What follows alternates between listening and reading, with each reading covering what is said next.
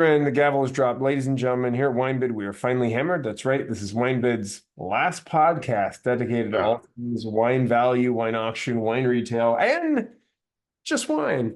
maybe not last, but last for Uh, a minute or two. yeah, maybe.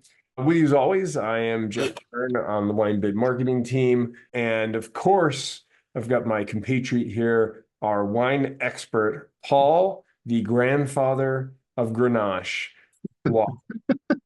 Welcome to the podcast, Paul. Thank you, Jeff.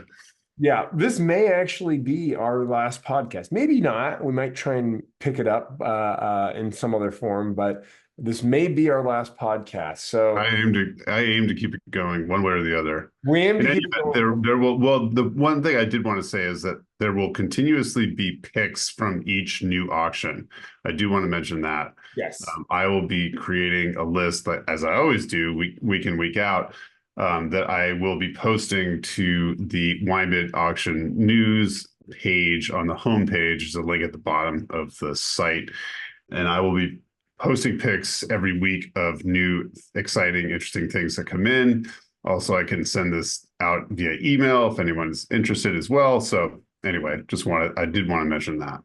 Yes, absolutely. And because this may be our last podcast episode, I wanted to do something a little bit special. I Okay. threatened Paul that I might do this, but I didn't tell you that I did do it. It took me a while, but I went through the data from every auction since we started doing this Oh, on wow. October of 2022. And 1969 Chapelet. I identified the biggest movers Okay. of the last like 1.5, 2 years. Well, was that one? The 69 The Chapelet, first time I should say that it hammered for much higher than no. It, reserve. as a percent, you talk about as a percentage or as like an overall dollar amount? I mean, that's got to be the biggest mover in terms of starting at a four-figure reserve and hammering at a five-figure reserve. How many other wines have we What had in that have done that? But now, yeah, now I'm scrambling to make my own cheat sheet for the last two years of good luck with items. that. This is going to take me like 20 Okay. minutes to do. You want to know the biggest mover on a dollar amount basis, or do you want to Yeah, start with dollar amount or I percentage? think it would be interesting to our 10 robots and five actual listeners, the biggest mover Okay. in terms of dollars, correct? Okay. Biggest mover in terms of dollars. So this is going to be, you're right, it was a 69 Chapelet. We had two of them that sold in the same auction. One, the starting price was 2,890. One went up $12,610 to 15,500. The other went up $14,310 to Wait, 17,000. wait, wait. Let's say that second example. What was the reserve? Was the default reserve the same for both bottles? Correct. It was 2890 for both bottles. 2890 was the default, and this was when April of 2023. 2023. Okay, interesting. So the second bottle you're saying started at 2890 and hammered at 15.5, one hammered at 15.5, the other one hammered at 17.2. $17,200. Wow. Okay. That's amazing. Yes. Now, okay. So since I started making up my own little cheat sheet, was one of the biggest movers in terms of percentage Julian Hart Riesling by chance? Wait, so now you want to do percentage. Yeah, I'm bouncing around just because I'm You're not looking bouncing around. at Okay, big hammers. hold on. Hold your horses, Paul. It was not in the top. That Julian Hart Riesling was not in the top five, not in the top 10. I don't think you're gonna pick the top one. No, I probably won't because I'm actually looking at bid counts, can be No, tricky yeah, because yeah, if you look at something with a lot of quantity, then it doesn't really matter. Uh, yeah. I mean, yeah. Julian Hart is I would in the top 20. Okay, what about the number one spectator wine for 2023, the Argiano Brunello 2018? No, that didn't move. You're looking at What I about mean our favorite you got the auction? Julian Hart. That's one. Numbers one and two. One of them was an auction in January of 2023. The other was an auction in March of 2024. They're from the Huh. same producer, different wine. The first one was a 1996 Whitcraft Biennacino Pinot Noir. Started at 25, sold for $320. Number two is a 1992 Whitcraft Olivet Lane Vineyard Pinot Noir. Started at 25, hammered at 305. Wow. Wow. That's incredible. Um, Whitcraft Pinot Noir. That's sort of like you're saying this is in terms of percentage, this is the highest yeah. I like mean, highest amount from default reserve to hammer essentially yes, as far as percentage of increase over default price. correct. Both of those experienced a greater than 1,100% increase. Now, if you had bought Oh boy. 10,000 cases, okay, Oh no. and sold them, you would be a millionaire. You'd be a bill. Yes, you would. I hesitate to even guess how much Whitcraft Pinot Noir was made, and was it? Wait, I'm already forgetting details. Were these 90s vintages? Yeah, 96 and 92. Yeah, so I mean, there are probably only a couple hundred cases of each of those wines anyway. That's amazing. That is truly amazing. That's correct. I'm curious to know if that wine is still like kicking. You know what I mean? Like Yeah, I know. That's well, what do your friends over at Cellar Tracker say about it? I wonder if we've looked it up. 90, some guy gave it 96 points a year, like in February of 2023. Not at all dumb like the last bottle. It looked and smelled the same, but the taste, yeah. So, I mean, people are giving it good ratings. Okay. 1987, Daniel Chopin Graffier, Nuit Saint George, started at 40, hammered at $402. Daniel Chopin Grothier, Louis Saint George, just village? Hold on a second. Oh, did you say 87? Yeah, I Yeah, think I it's see a it. lot. Yeah. Yeah, it just yeah, village Nuit Saint George, Chopin Grothier. I don't even remember us mentioning this wine. Maybe it hammered, we didn't see it, or when we didn't have a podcast, which is kind of hard to believe because I think we've recorded almost every week for the last, year and a half. But I don't remember it either, but this one, I mean, you see it had 5 bids. yeah, February 2023. Huh. That's amazing. That's amazing. Yeah, And there were two bottles, which is always interesting too. You I see mean, an item in two bottles and people just go bonkers for it.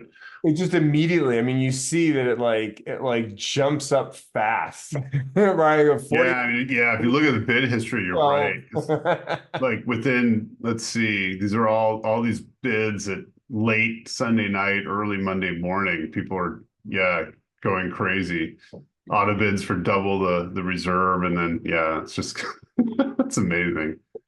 Number four was actually German, a Riesling, but it was not Julian Hart. It was 2015 Stein Saint Aldegunder Himmelreich Riesling Cabinet Trocken number 9. Started at 20, hammered at $165. Really, 20 and hammered at 165.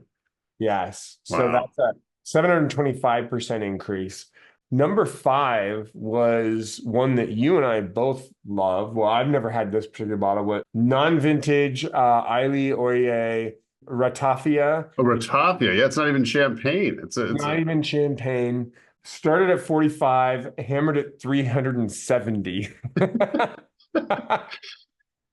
for Aigle Ourier Ratafia, which is like it's like that Barolo Chinato. It's like an herb and other things fortified beverage. It's not actually A liqueur. champagne or normal wine, which is very interesting. I thought that was just fascinating to see that one. Yeah, that's incredible. Such a So high. the first two, sorry, I'm actually making some notes just because I want to look these up later, and I won't remember.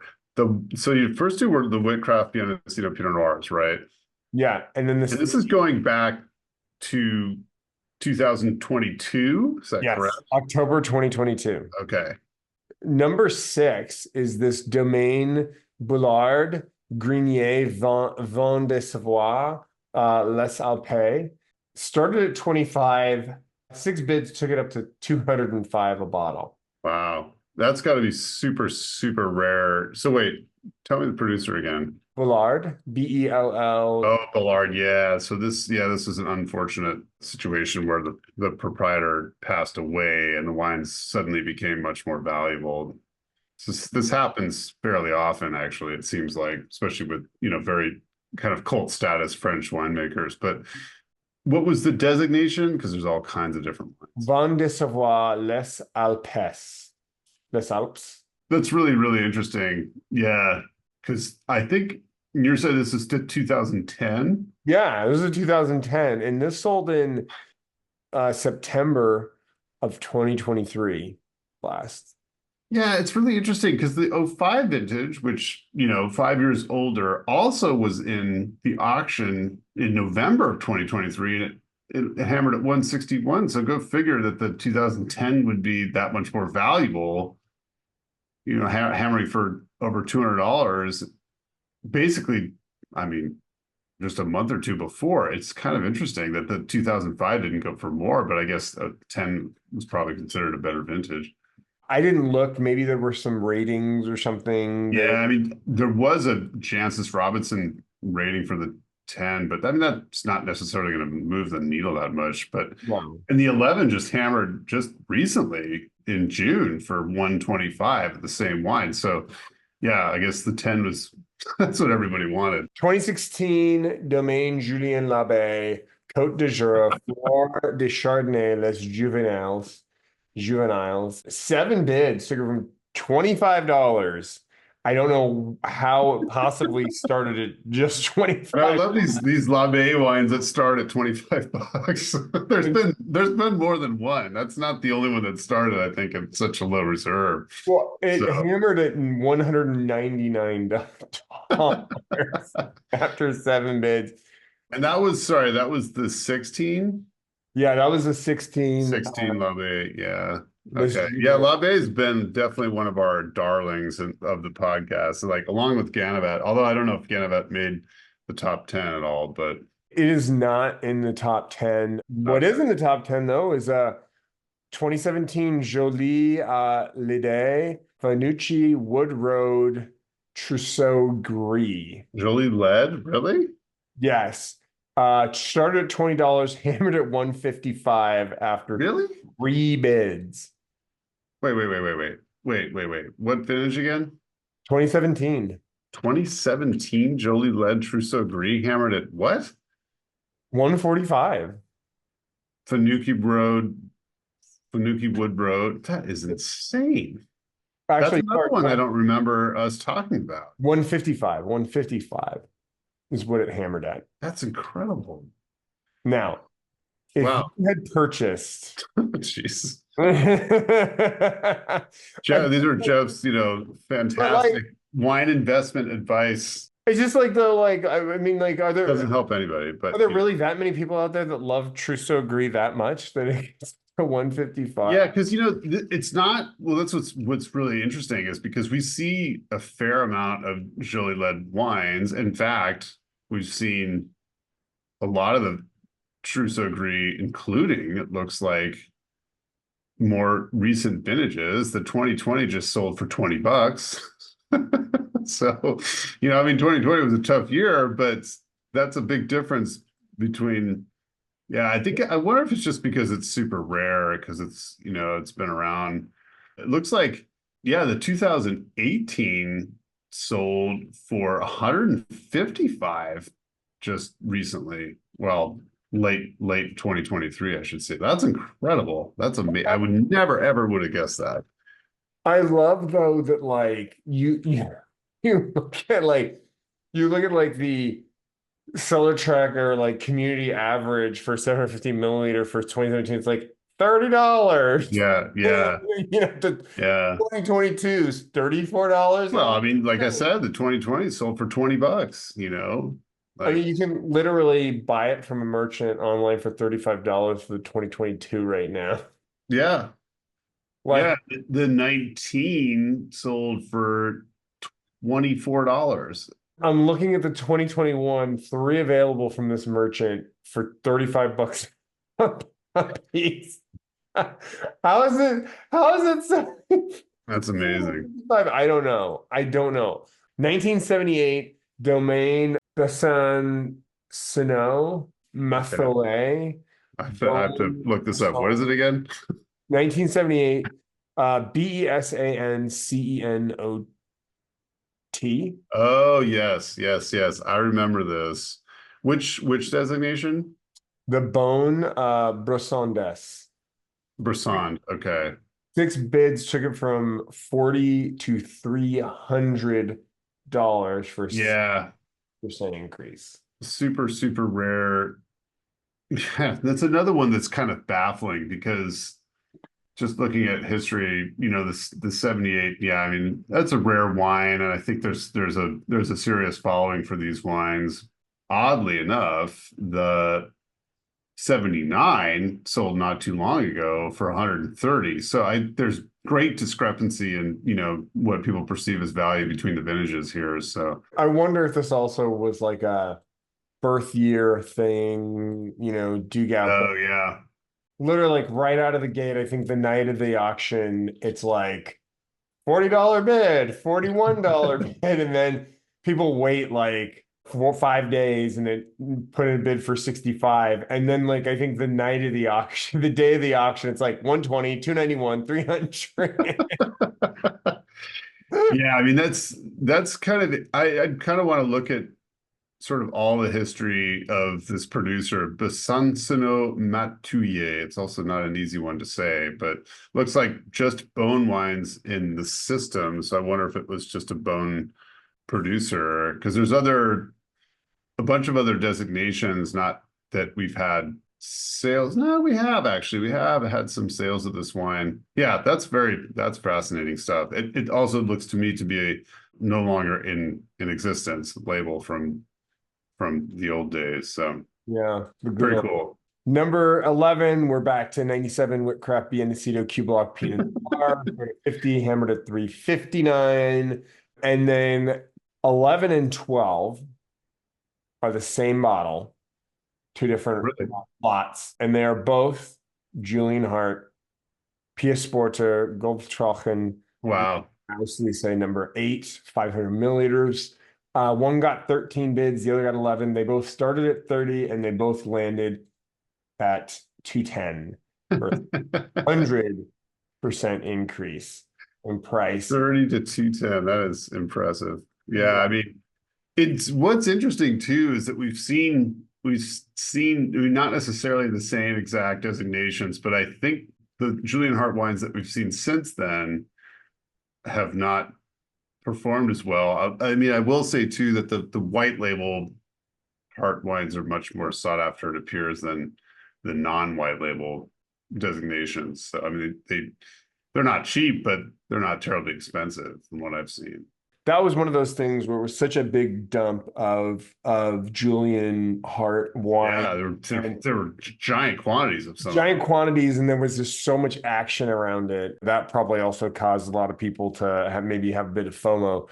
2015, Heinrich Mübitz Cancel Pinot Noir. And this one I'm started at 40, hammered at 275 for 587.5% increase. But this is a German Pinot Noir, right? Which is Right. interesting. I mean, I guess is it for the American market because it says the word Pinot Noir, right? Is what I'm saying making sense? Because I feel like Well, if it's for the German market, like it would be in German.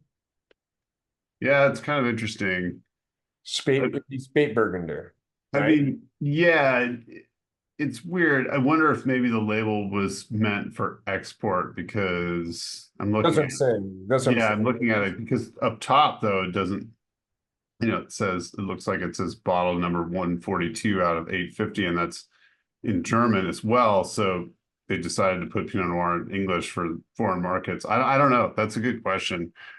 We've had multiple vintages actually, and they're all quite expensive. Wait, this one, no, this one says, hold on. I guess there are multiple bottles because the one I was looking at was Yeah, there's multiple designations of Pinot Noir. There's like Canzel and there's 552 out of 700. So right, that's bottle numbers, I believe. Flasche Yeah, I think it's bottle. 500 52. Very Pollen. interesting. Interesting stuff. Well, I got another one I have to research. That's why I'm writing these down Here's because the thing. I want to go take a look. If We don't you, have, unfortunately, back label photos for these because I want to see who the importer is. But anyway, yeah, I mean, look, but this is another one of those where if you had bought 10,000 cases of this, oh goodness gracious. even though it says only 700 bottles were made. Okay, Oh, Jeff's retrospective wine investment advice will never that's get right. old. 2010 L'Abbaye Cuvée de Hazard Another La Bay wine. started at $25. There you go. Look at that deal. This was in June.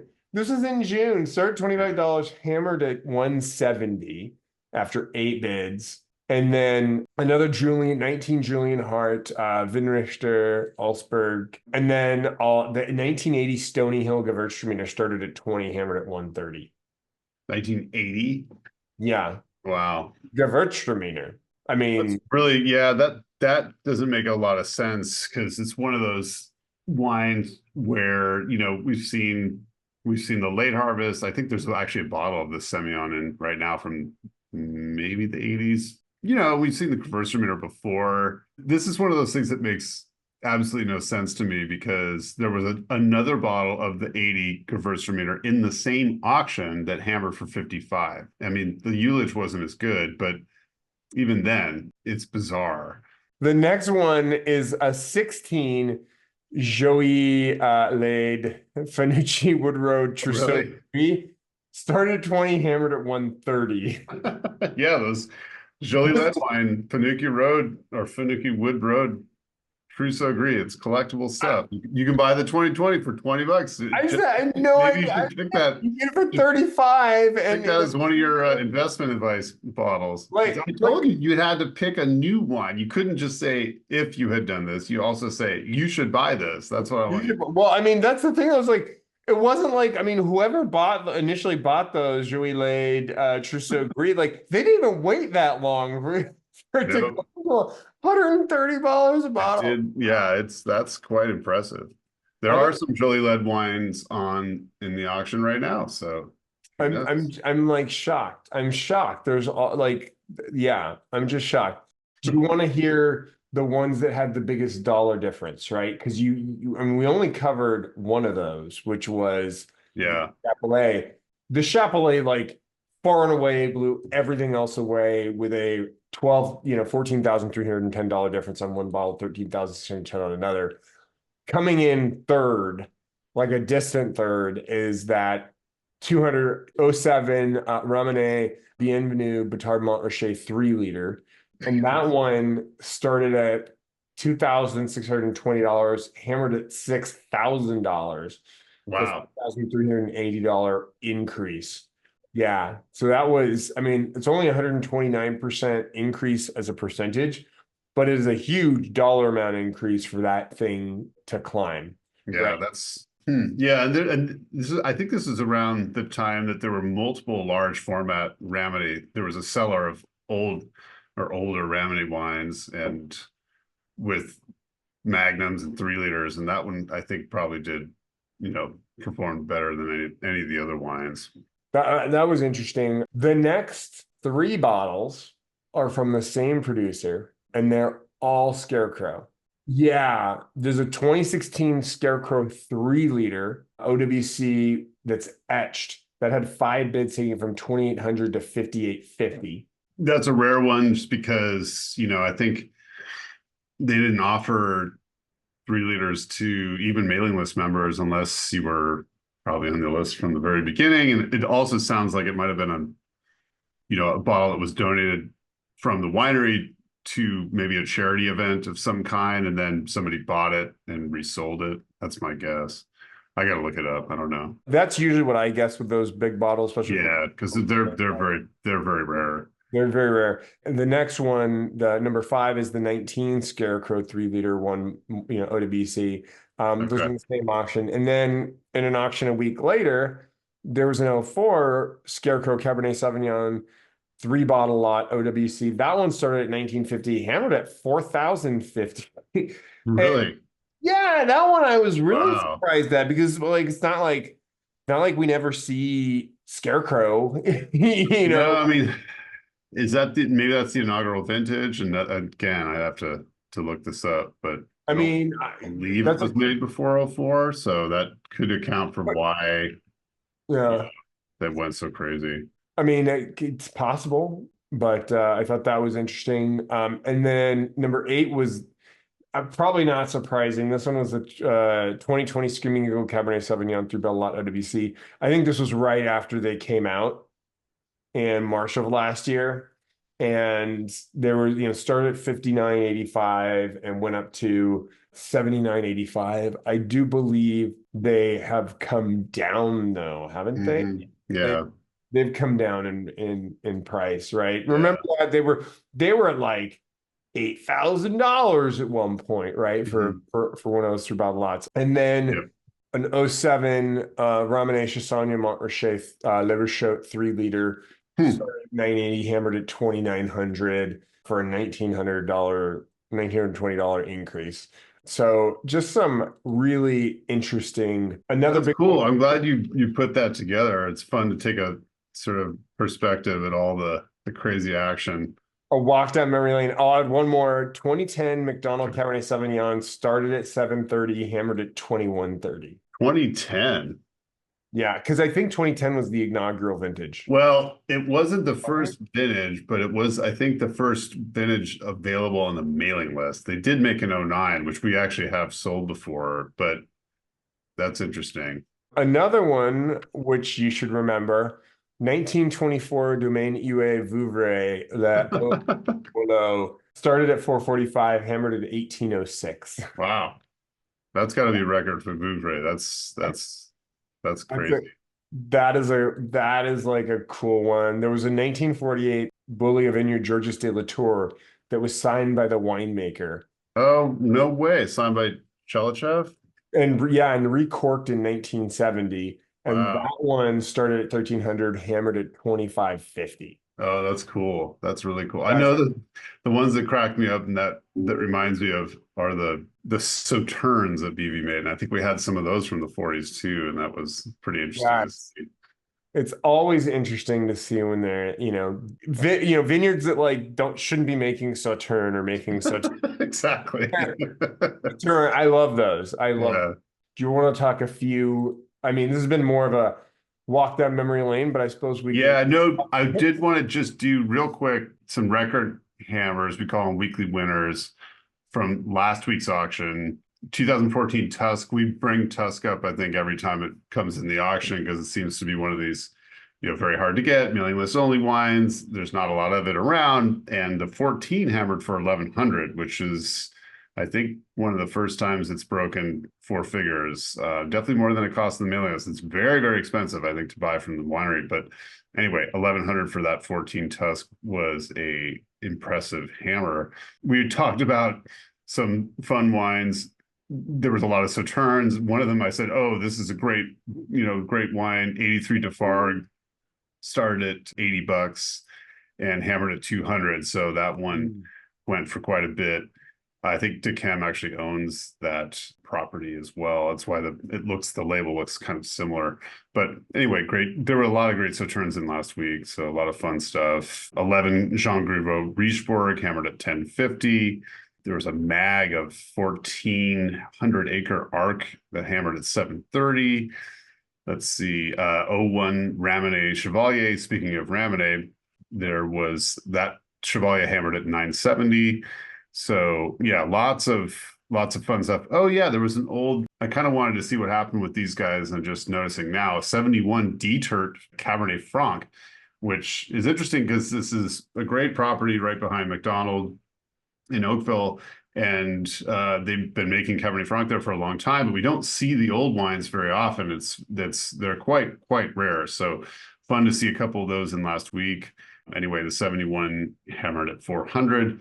There was a mag of Clos Rougeard, Les Pouilleux 14, hammered at $615.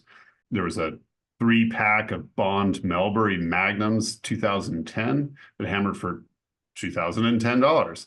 So a lot of fun things. Oh yeah, one of those 1988 Bollinger RD 007 Spectre crystal sets hammered at 25.95. Those are pretty cool. Yes. And then there was a bottle of 75 Barbara and Milt Isley Cabernet and the original owners of the Isley Vineyard in Calistoga. And that hammered for $700. So that's a lot of fun. A rare Napa historical example there. So yeah, lots of cool stuff in last week. We can quickly run through some picks this week. I don't know if you had stuff, Jeff, you wanted to mention or I don't have much. The only thing I would note is like there's some cool new Ridge Montebello and yeah. Aubert. If you're into Aubert, there's a lot of Aubert, lots of new Rivers Marie, a bunch of cool Turley, including a bunch of white Turley, which I thought was Mm-hmm. really interesting because you don't see a ton of white wine coming, from Turley. There was this '05 Staglin Estate that already had a bid on it that I was looking at, for $90. It was 91 now, but I'm always, me, I always love that stuff. Tons of new Literi, which Yeah, there's 92 lots or something, I think, this week. Yeah. there's a lot of lots and a bunch of large format on the Literi too. I saw this 18 Quivet Cellars Beckstoffer Las Piedras Cabernet Sauvignon for $90 I thought was cool. There's some cool Tablas Creek. I like Tablas Creek. Mm-hmm. There's some large format stuff in. They've got some a bunch of the white wine in and some of the red wine too. Stuff's not super expensive and it's tasty. What do you got? Yeah, no, I was gonna say it's kind of a crazy mailing list selection, just extravaganza this week. A lot of Thomas Brown wines, and like you just mentioned, the Quivet, a lot of Mike Smith wines as well, and some kind of older, sort of, super small production mailing list stuff too. So yeah, I was kind of blown away, like just the full range, like some of the bigger names like Abreu and Blanquier and Bryant, but then also there's Arkenstone, and I'm pretty darn sure 19 Arkenstone Howell Mountain Red for 160 is quite a bit less than their mailing list cost. So some of these are definitely deals. Bella Oaks, that's another one that's been revamped. Well, it used to be, Heights designated wine, and now it's its own property, and they're making some impressive stuff over there. There's Caterwall, there's Shannon, Stanford and Benedict. We were talking about Whitcraft earlier, a similar neighborhood to Whitcraft. I don't know, maybe Shannon will be the next Whitcraft. We'll see, but got a bid right away at auction, or excuse me, right away on Sunday night at the start of the auction at $51. But I bet it'll go up from there. There's your favorite Chapelet Cabernet Franc for 65. I thought that was a steal. There's some Christopher Tynan wines including the multi-vintage or non-vintage as it's labeled, L'Enclume de Velours, which I think is a Syrah. I think it's Cabernet and Syrah blend. Really, really good stuff. And it's also way, way cheaper than the Cabernet. There's a few of those in this week. Cockerel, which is a really small, really tiny Calistoga producer. They make great Petite Syrah, $20 for those 2013s, but it's drinking great. Again, some of the bigger names like Dalla Valle in here. There's Donalon, Kobler family Syrah, really, really good stuff that you don't see very often. There's some Dumal Cabernet. There's the Dunn El Camino Vineyard, which is pretty rare and very expensive, $500 for the 17. There's some Benoit Touquet wines, the Feyman Beckstoffer, Las Pedras, as well as some others. There's Familiar Air, another rarity.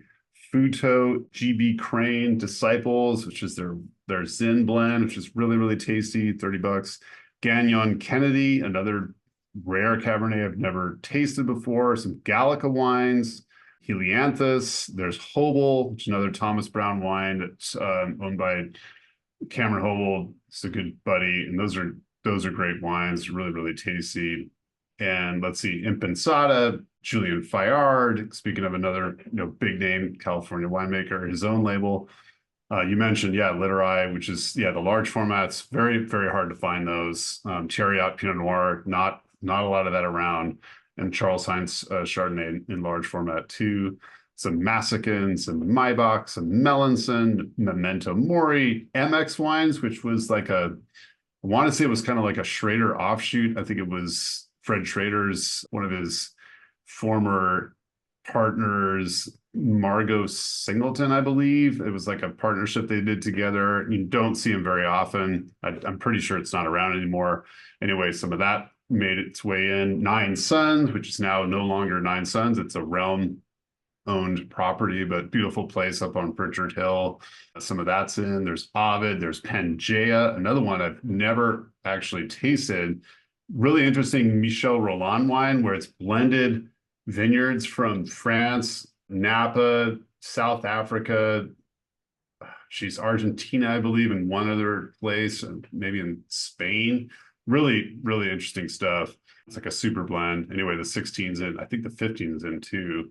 Patria wines, Penultimate, another Harlan wine, Pair Us, Wine Co., Philip Tony, Pisoni Estate, Promontory. I mean, just, yeah, just like crazy, crazy small production California stuff all over the place. Perlia, Ravana, another Thomas Brown wine. You mentioned the Ridge Montebello has a bunch of it. Riverain, Rudius, Saxum, Scarecrow, Scullion Project, super, super kind of culty natural wine project that Abe Schoner's been making forever. A couple of those popped in this week. I'm sure they'll probably get grabbed up. Schoolhouse, excuse me, Schoolhouse wine. Let's see, Schrader, Sean Thackeray, sadly passed away as well. Still, the wines are really, really fantastic. Shibumi Knoll. Yeah, I mean, it's just an embarrassment of California riches this week. Tusk, once again, speaking of Tusk, we just mentioned it. Oh, Van Gogh, another one. I love the name. It's got a really funny story behind the name too. But prices are all over the place. There's even a Magnum of it. You don't see those very often. It's Vineyard 29. William and Mary, Winter, yeah, Zeitgeist, and I think that's the whole alphabet. I just went through the whole thing. You did it. You did it. Wonderful. And with that, ladies and gentlemen, this has been possibly our final episode of Finally Hammered. This is Jeff No, McGurk. can't say that. Maybe. It's not over. It's not over. All right. It's not over till it's over. All right. This has been Jeff McGurk and Paul Walker wishing you happy bidding and cheers. Cheers.